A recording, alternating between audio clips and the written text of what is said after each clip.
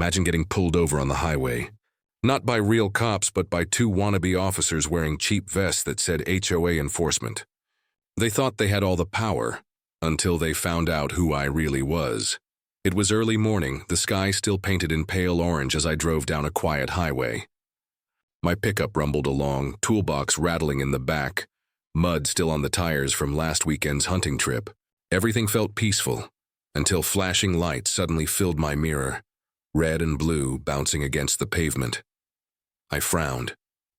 I knew every law enforcement vehicle in this county, and the SUV behind me. I'd never seen it before. Still, I eased onto the shoulder, gravel crunching under my wheels. Two men stepped out, and instantly my gut told me something was off. They weren't deputies. Both wore black tactical vests with bold white letters. HOA enforcement. The tall one, bald with mirrored sunglasses, strutted toward me like he owned the road.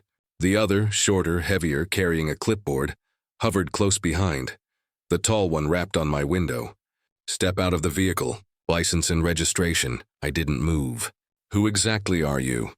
Homeowners Association Compliance Division, he said firmly. You're in violation of multiple ordinances. This is an official stop. I let out a short laugh. On a state highway.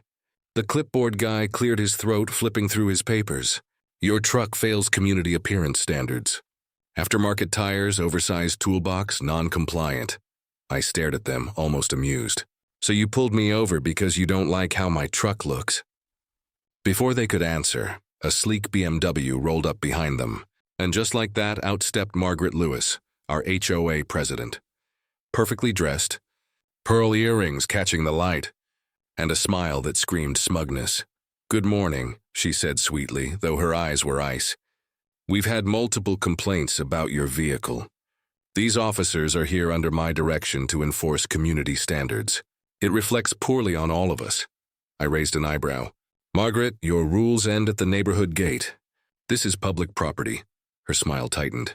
Our reach goes wherever our residents go. Now cooperate or we'll have to escalate. The tall fake cop puffed his chest. Last chance. Out of the truck. That's when I stopped playing along.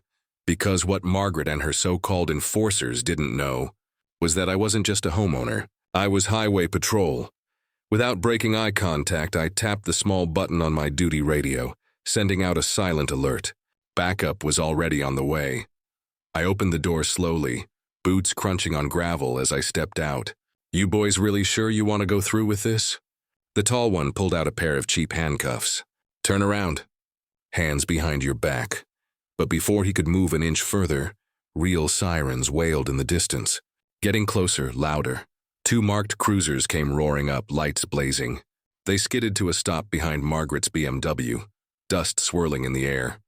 Deputy Harris stepped out first, hand resting on his holster. Everything all right here, Lieutenant? He asked, eyes narrowing at the scene. I tilted my head toward the imposters. These two thought they were conducting a traffic stop. Called themselves HOA cops. The deputies burst into laughter. Harris shook his head. On a highway? Wearing bargain bin vests? That's felony impersonation right there. Margaret tried to cut in, clutching her clipboard. Wait, this is authorized by our board. Harris raised a hand, shutting her down. Ma'am, HOA rules don't mean a damn thing off private property.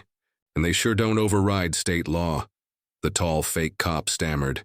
He resisted a lawful order. Harris smirked. The only lawful order here is this. You're under arrest. Within minutes, both imposters were cuffed and shoved into the back of real cruisers. Their fake badges and knockoff gear bagged as evidence. And Margaret? She wasn't walking away clean either. Her name was on every complaint, every so-called citation. That made her part of the conspiracy. She was cited on the spot for harassment, attempted fraud, and aiding impersonation of an officer. Weeks later, I sat in the county courthouse as the case unfolded. The charges? Impersonating law enforcement, fraud, conspiracy, attempted unlawful detention. The tall man's face burned red. The clipboard guy shook like a leaf. And Margaret Lewis, once the queen of our neighborhood, sat frozen in silence, her pearls suddenly worthless. The judge's voice was firm. Bailiffs, take them into custody. The room buzzed with shock. Some neighbors clapped quietly. Months of threats and intimidation from these so-called enforcers finally crushed under real justice. By the end of the week, the fake cops were sentenced to county jail and restitution. Margaret was stripped of her presidency, fined and slapped with a no-contact order. Her empire of intimidation, gone overnight. As I walked out of the courthouse, neighbors greeted me with smiles instead of whispers. One older man shook my hand.